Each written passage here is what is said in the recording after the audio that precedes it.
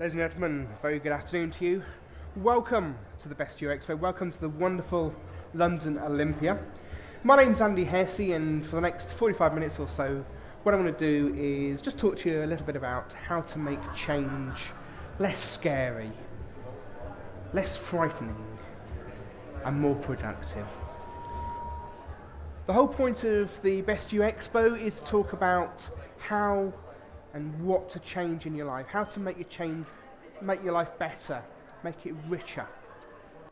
What I'm going to do today is talk about the how. How do we make it richer? How do we make our lives change for the better? Start off, I know there are always a few questions sitting in the minds of the audience. Firstly, how did David Brent lose himself so badly? And who the hell are you? What I'm going to do is just give you a quick background as to how I have the understanding of change management, and then talk to you about the various stages that we need to go through. So who the hell am I? Well, my name is Andy Hessey. I'm an IT consultant and a public speaker. I've been working in IT now for about the last 15 years, working in change management, working for a number of very large organisations. And the whole point about my experience is that I've worked with some of the most difficult projects that big businesses have dealt with in the last 10 years. Just as a little personal aside, I live in Hertfordshire with my 2-year-old son, who is constantly changing and has been a source of inspiration throughout the last couple of years. And my role really is with my son is to help him understand, as he grows up, how to make his changes much, much easier. As I said, I've worked with a number of very large organisations. Just to give you a sample of some of the people I've worked with, people like Telefonica, worked with Great Northern Thameslink, the UK's largest train operating companies, and also a law firm called Norton Rose Fulbright's one of the top 10 law firms in the world. Finally, before I start, let's all be social. I know we've got some people who love Twitter in here. My personal and business hashtags there, and also there's the Best You hashtag, which is the hashtag for the show itself. You can also find me on Facebook and YouTube as well. I'm going to start off by talking about the psychology of change. Now, I know the last thing you want to be is sat here listening to some psychobabble for the next 3/4 of an hour. I am not a psychologist. I failed my A-level in psychology really badly. So I am not going to give you lots of psycho stuff. But what I am going to talk about is something that's really important, which is how we perceive change. The problem with a lot of change is we don't like it. Why don't we like it is actually the fundamental to understanding how we can make our change better. I'm going to start off with a quote from George Bernard Shaw. He said, "Progress is impossible without change, and those who cannot change their minds cannot change anything." To be able to make that change, we have to have our minds open. So I'm going to talk about the theory behind mindsets and how our mindsets affect the way that we perceive things. I'm going to talk about 3 things in this section: a happy place, a comfort zone, and the locus of control. So I'm going to start off with a happy place. And this is a little bit of audience participation. I want you to just talk to your neighbours for about 30-45 seconds. You can talk to yourself, sir. What is your happy place? What do you define as a happy place? Just very general kind of ideas about what you see as a happy place. Just give you sort of 30 or 40 seconds on that.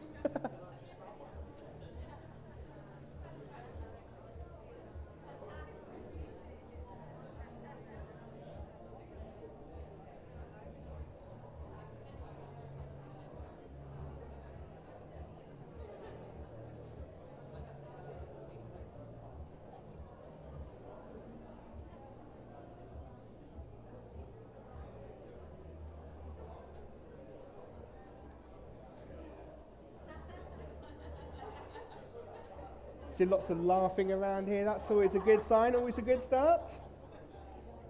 Fantastic. Over here, ideas of a happy place. Fantastic. Couldn't be better. Denise? Yeah? Yeah, over back there.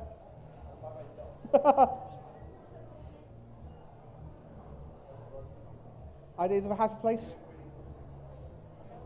Any more suggestions? Mostly at home. Everybody has their own happy place. Everybody has their own concept of what makes a happy place. That's often a very popular one. Nice desert island somewhere. Actually, that would be terrible for me because I have two colours, anemic white or lobster red. So actually, a hot sunny beach somewhere probably wouldn't be for me. It's a bit more me. Nice, well-stocked bar. Really, really happy place for me is that one. It's where I live. With family, friends. But everybody's happy place is different. And that's a key thing. Everybody has their own goals, their own dreams. And this is where change starts. This is where the ideas start. This is where the dreams start. Sat in the pub, you come up with some great concepts as to how to change your life and how to change the world. Generally after about 5 or 6 pints of Stella. Or half a bottle of gin, depending on your tastes. And that's where the ideas start. It's where you suddenly get this notion of, actually, you know what? I'm stuck in a rut. I need to make things better. What do I want to do? Where do I want to go? Do I want to travel the world? Do you want to find a new house?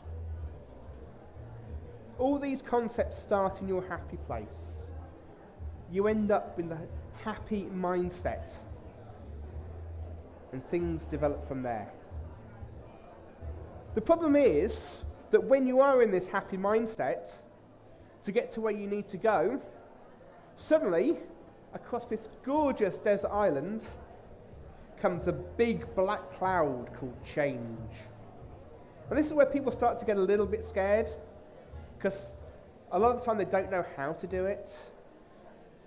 The thought of having to change everything, the thought of, if you're moving house, oh God, I'd love a bigger house, but I've got to change my dress with everything, I've got to go through the hassle of packing everything, I've got to sort everything out. Oh, it's just going to be such a nightmare. And that's when this big black cloud comes over you. But change doesn't have to be the big black cloud. Change can actually be something really positive and really useful. You just need to figure out how you're going to do it. So it talks about the happy place. A very analogous term is comfort zone. But they are two very, very separate entities. Anybody give me a definition of what a comfort zone would possibly be? Yeah? Yeah. Yeah, very much so. Where you are happy with the way things are, where you feel safe, where you feel confident, where you feel comfortable. And that's a really good, positive thing. To be comfortable, to be confident. But the problem with the comfort zone is it's a bit like a bubble. It's great for protecting you from the outside, but it doesn't let new ideas and new concepts in.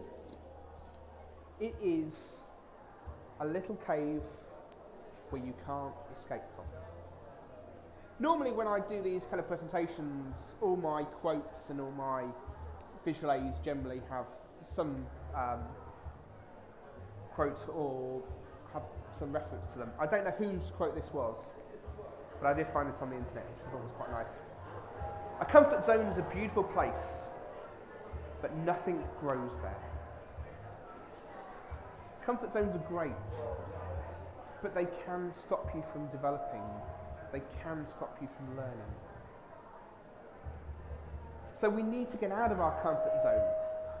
We need to somehow find our happy place. Is that better?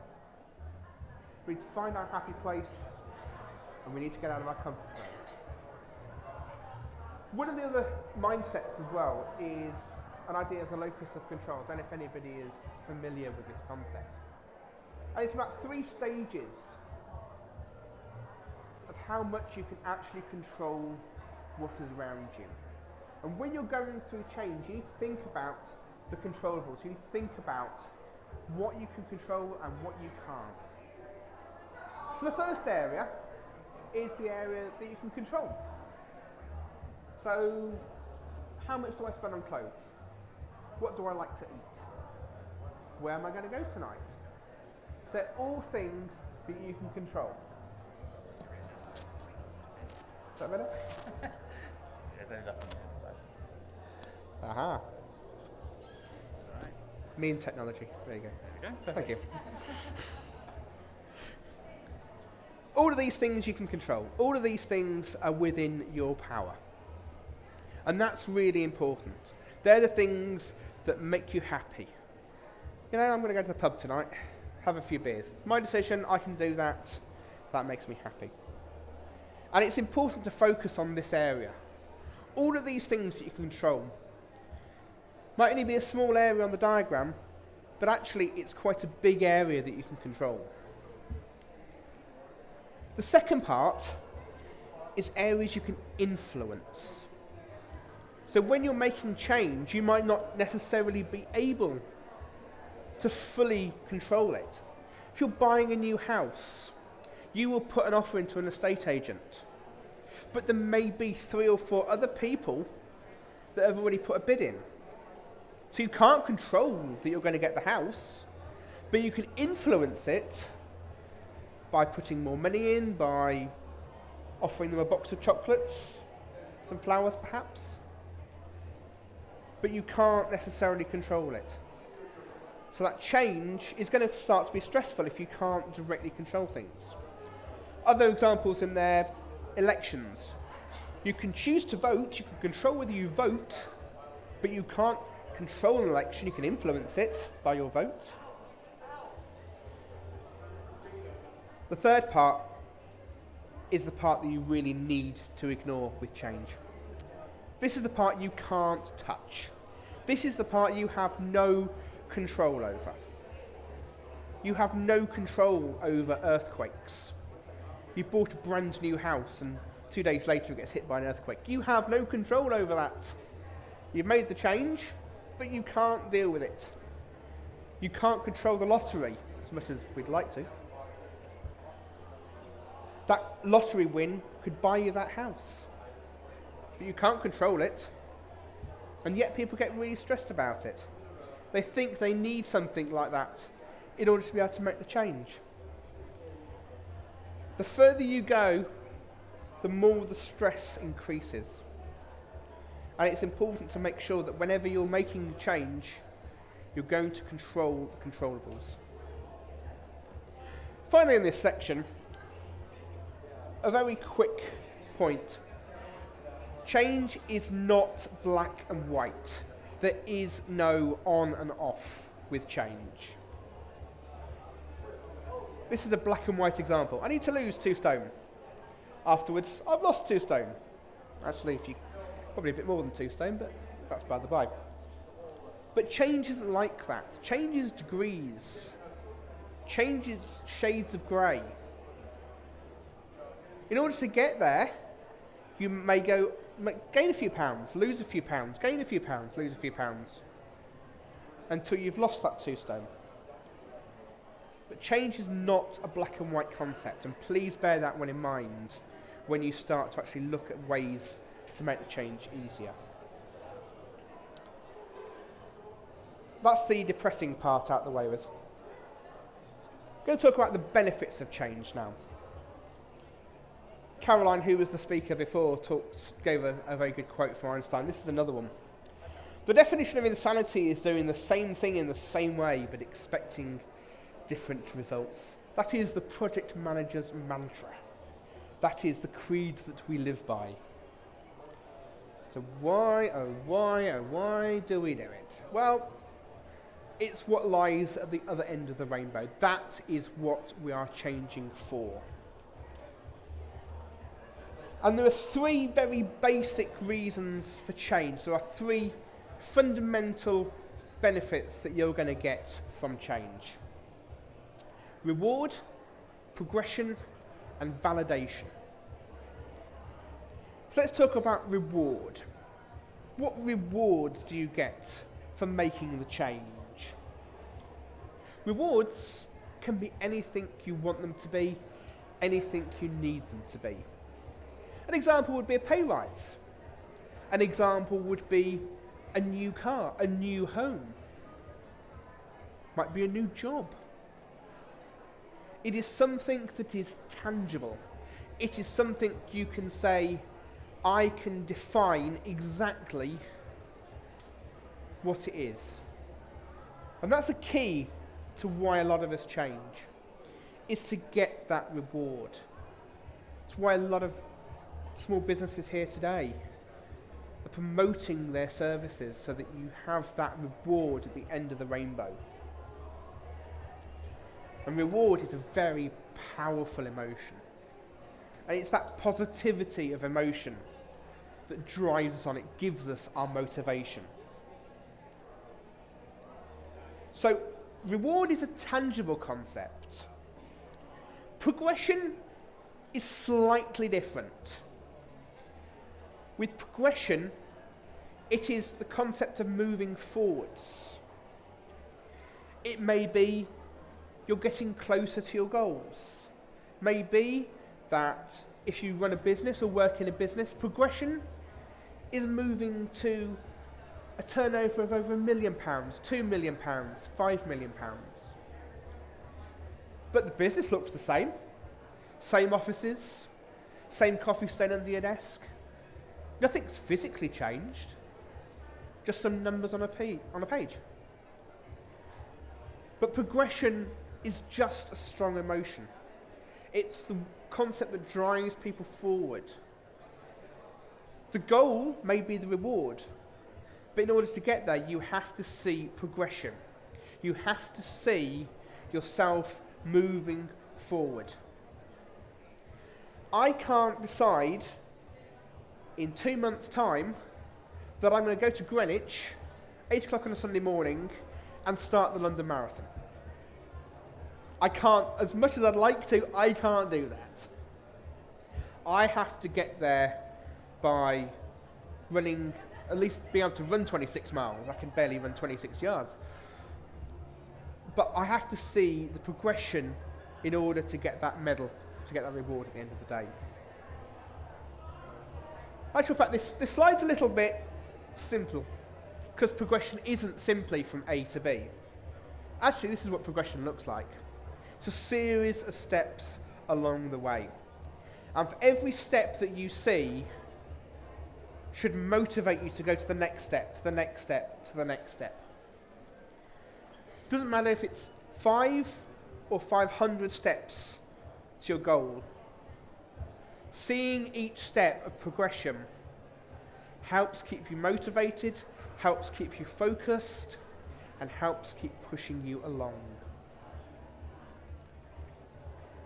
The third reward is validation. And validation is, again, another very personal, very strong emotion.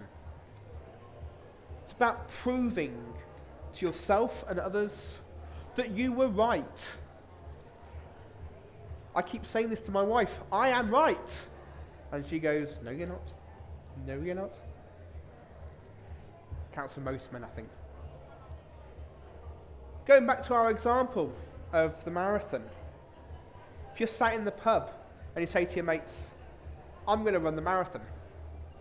You can go back to them after you've done it and go, told you. You all said I couldn't do it. And now I've proved it. It's really satisfying. You have to be careful with it, because otherwise you just seem big-headed and complacent. But wanting to prove people wrong is a really strong, fundamental human emotion, and that is great for change. Because if you want to change something, you want to make a point, that's an ideal catalyst for what you're doing. So an example of validation is, my boss doesn't really get it. He's doing it all wrong. I need to be able to show him that I'm right. I'm going to take a course. I'm going to get a qualification, computer qualification or accountancy qualification, and prove that he's doing his books wrong or he's got his network rubbish. So validation, when just being good, it's not quite enough. You have to be able to prove that you are right, that you understand exactly what you're doing. It empowers people. It allows them to progress. It allows them to build upon their emotions. Change is pointless without a reward. Making sure that you know what is at the end of the rainbow is what is going to keep you motivated and is what is going to keep you going.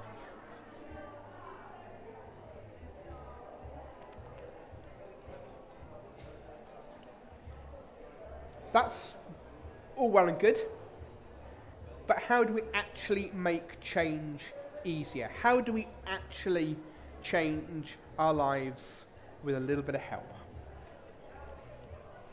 So Robert Baden-Powell, the founder of the Scout movement, you're always in a state of readiness in mind and body to do your duty. That is the Scout motto, be prepared. You make it easier by being prepared. You make change better by having all of your ducks in a row, by knowing from the outset how to do it and what you're doing. It doesn't have to be ducks, it could be cats.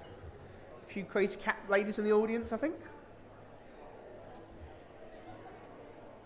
We need to have that concept of being prepared for change. Doesn't matter whether it's a big change or a small change, the change has to be prepared. So you need to know what your end goal is. You need to know what you need to complete. And you know what you need to learn from the past.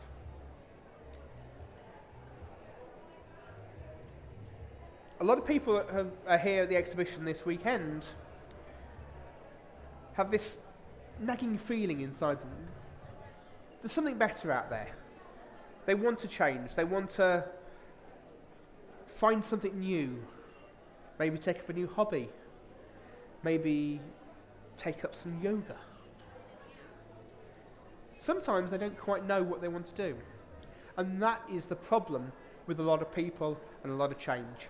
You simply go round in circles, not actually knowing what you're doing. And that is why 90% of change fails. Because people simply don't have an end goal. You don't get in your car and suddenly start to drive, think, don't know where I'm going to go, just going to drive.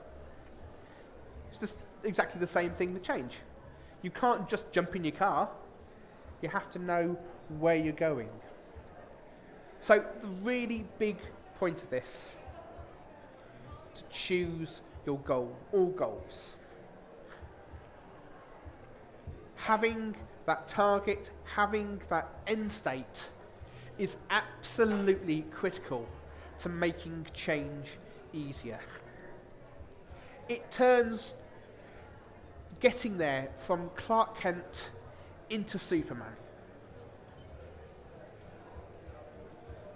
And I've failed with this before.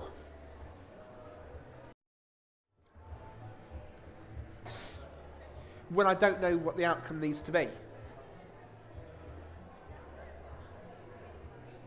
I've stuttered and I've had so many setbacks because I haven't planned my goals properly. And it's only in the last few years that I've really started to focus on this. And for somebody that works in change management, that's a bit stupid, really. So you need to understand your goal. This isn't always a simple process. Sometimes, actually, it comes to you quite easily. But for a lot of people, it takes a bit of effort. People need to work out exactly where they're going. I don't know how many people have read the 7 Habits of Highly Successful People. Step 2 is start with the end in mind. Don't know why that's not number 1, but it'd be the obvious thing to do. But that is step 2. Start with the end in mind. Start with your goal as your priority. And that's where you need to focus. I spend my time working with businesses that don't really understand what their end goal is. There's a great business analyst tool that you can use called the Ishikawa fish. Some people may well have come across this. And it's constantly asking the question, why? Why do you want to make this change? Because I want to save money. Why? Well, our overheads are too high. Why? Because we've got a lot of people that we don't know what they do. Why? Because our processes are rubbish. There you go. That's your answer. That's your end goal. You need to sort out your processes. So by asking questions of why you are doing something gets you closer and closer to your goal. As I said, it can be multiple goals. You can have 10 goals that you want to aim for. You just have to make sure you don't stretch yourself too thin. But aim high. I don't know how many people here like playing things like Xbox and PlayStation. But there's nothing worse than buying a game and 2 days later you finished it because it's just too easy. You sit there kind of a bit, is that it? Something that's challenging, you want to pursue it. You want to work harder at it. So aim high. Make your goals as high as possible. They need to be as high as possible to be realistic, and I'll come on to that in a minute. But they need to be good goals. There's a concept called the BHAG, big, hairy, audacious goal. You know, what is that really big monster at the top of the building? That's what you want to get to. And all the time you need to make sure that you're focusing on these benefits that I was talking about. Make sure you know what your reward is, what your progression is, how you need to frame that argument.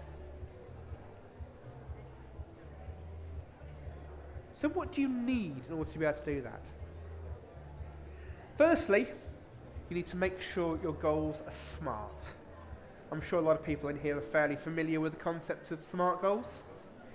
For those of you who aren't, SMART's actually an acronym for specific, measurable, achievable, realistic, and time-bound. So make sure that your goal is specific.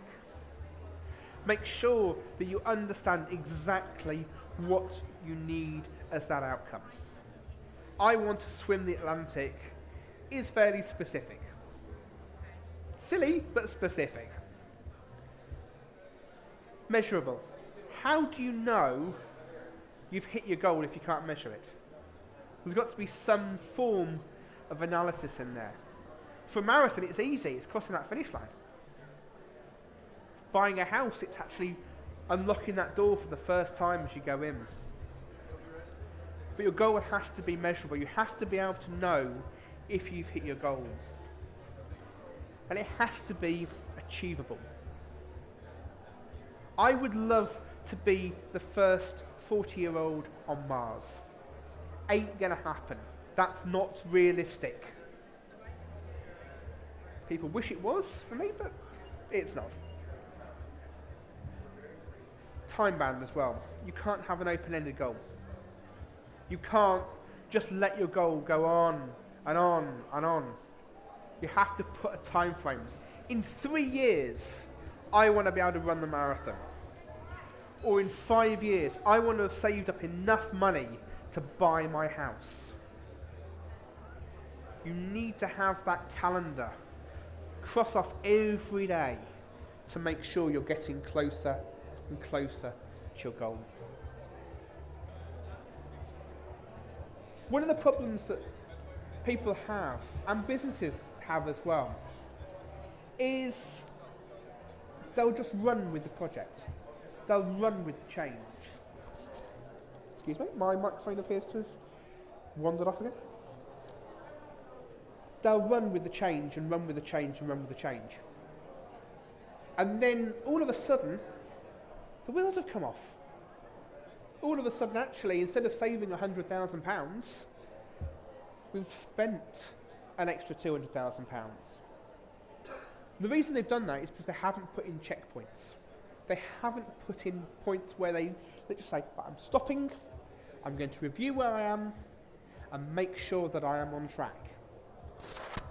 Like driving. If you're trying to drive and you carry on driving, just chatting away, oh, I've missed my exit on the motorway. If people haven't stopped, where am I? Just make sure I understand where I am. Best time to do it is when you've hit one of your progression goals. When you've hit one of your little... You not hear me? Is that better? Thank you. Poor IT guys. Having a mare with me today. So I just ended up with my headset too. Yeah. So let's redo that one and that one. Ah, there you go. Lovely. There we go. There you go. So when you've hit a progression goal, stop. Look at where you are. Look at what you've achieved. Look at what's still to come. Are you on track? Do you need to put any extra jumps in? Are you happy with your progress? That's the important question to ask. Are you happy with where you are? If you're not, you need to make some changes. The last point is, at times, a bit of a debatable one. Shout from the rooftops. Tell everybody what your goals are. The more people that know what your goals are, the more they can help you. Goes back to this validation. If you tell your mates down the pub that you're going to run the marathon, once they've finished laughing at you, they will generally help. They will push you on. They will motivate you. Now, you can't have that second burger from McDonald's. You've got to run. You've got to do another 10 miles today. Telling people gives you support. There are those that say if you keep your goals to yourself, you've got less chance of being ridiculed, which is it's a valid point, but I'm from the school of thinking that says the more people that know about my goals, the more people can help me hit my goals. Having friends helping you is always far easier than trying to do things on your own. The final thing you also need is a way of tracking, a way of making sure that you are really on track. You could do that, which is one of the world's most horribly complicated Gantt charts, but I wouldn't advise it. That's all you need. Excel spreadsheet. All your tasks, tick them off when they've been completed, but you need some form of tracking to make sure that you know exactly where you are. So my fourth and final section really is about understanding lessons. And this is a key part about change management. It's about learning your lessons. I love this quote. It's one of my favourite quotes of all times. From Thomas Edison. I've not failed, I've just found 10,000 ways that won't work. Something I say to my wife every single day. For those of you who have done any kind of IT management, project management, service desk management, there are a number of methodologies out there. Print2, ITIL, MSP. And when they're printed in the manuals, they always look exactly the same. They always look like that. They're circular, they're cyclical. And at the top, there is always continuous improvement. It's always about learning your lessons from the past. How many people have, for whatever reason, put their hand through a pane of glass? You learn very quickly not to do it again. You've learnt your lesson. Bit of a painful way of learning it, but you've learnt your lesson. And making sure that you understand from the past is how you make your change and your future better. The most pointless thing in change management is reinventing the wheel. Taking the marathon analogy again. If you're preparing for your marathon, are you going to sit there, spend hours planning the route, looking through books on nutrition, working out training plans? Or are you going to knock on your neighbour's door and say, you've done the marathon 5 times, what do I do? Have you got some advice for me? Can you give me a training plan? Why spend your entire time reinventing what is already out there? There is a concept that there's nothing new in the world anymore, it's just constantly being reinvented. You always need to make sure that with change you're improving. So in project management we have a concept called project lessons learned. At the end of every project we sit down and we go, what went well? What backfired? What was a complete and utter disaster? And every time we do a new project, we make sure that we resolve our mistakes. Make sure that we don't put our hand through the pane of glass again. Make sure that we have learnt from others. Make sure that we get people who haven't been involved in our projects before to come in and give us a bit of advice. A lot of the time with lessons learned, there's a focus on negativity. People go, well, this went wrong, this went wrong, this went wrong, this was rubbish. And that's not the way to do it. Yes, you need to have that focus. You need to say what exactly went wrong. But you need to also embrace the positives. What went really well? Well, the communication was great. You know, we held all these town hall meetings, and that was brilliant. You know, did you do your marathon? What went well? Oh, the crowd were fantastic. You know, I was wearing a dinosaur outfit. You know, the crowd loved that. Next time I run the marathon, I'm going to wear another crazy suit because the public absolutely loved it. So make sure you look at the positives. Did you meet your success criteria? Did you actually hit your goal? Make sure you don't forget that one as well. And look at why things worked well. Really understand where you're coming from. And when you are looking at the mistakes, when you're looking at the negativity, you need to be able to pinpoint where the wheels started to come off. Where did it all start to go wrong? And make sure when you get to that point again, you don't have the same issue. So let's have a quick look at some success. I'm a bit short on time. Does anybody know what this is? Yeah, SpaceX rocket. And the way SpaceX and Elon Musk have been so successful is that they focus on fixing small issues. 99% of their review is ignored because they know exactly what they've done time and time again that works. And they put that to one side and they just focus on the few little bits that need improvement. They know that they've done everything right up until that particular point. And they prioritise success and concentrate the manpower in the right places. Someone else that's successful as well is this bloke, you may recognise him. And Mr. Branson said, you don't learn to walk by following the rules. You learn by doing and falling over.